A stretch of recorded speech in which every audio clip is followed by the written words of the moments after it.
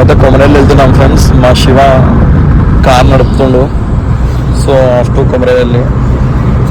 అయితే car driving రాదు, బబ్బిరి కానీ వాళ్ళైతే ధైర్యం చేసుకొని కార్ డ్రైవింగ్ చేస్తుండు. మేము ఇంకా దేవుని దగ్గర పోతామా డైరెక్ట్ దేవుని దగ్గర పోతామా అనేది పోయినాక చెప్తాం ఫ్రెండ్స్.